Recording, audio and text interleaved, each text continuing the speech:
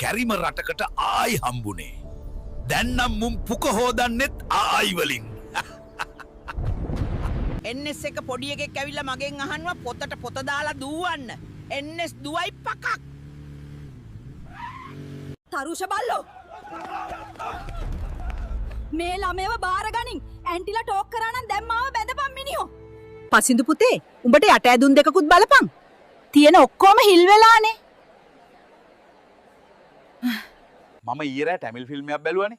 ඒකේ නම තමයි කත්ත තිරුවලේ සෙකවල් පුලවේ. උඹලා මේ ලෝකේ කිසි දෙයකට බය වෙන්න එපා. හැබැයි ස්කූටර් පදින කෙල්ලොන්ට බය වෙයන්. උන්වත් දන්නේ නැහැ උන් කොහෙද යන්නේ කියලා. ඵලයන් හුත්තියන්න. මැරෙන්නද හදන්නේ? පාරෙන් අයින් වෙයන් හුත්තෝ. මං ඔබට පොඩි දෙයක් කියන්න හිටියේ. ඒ මොකක්ද බං?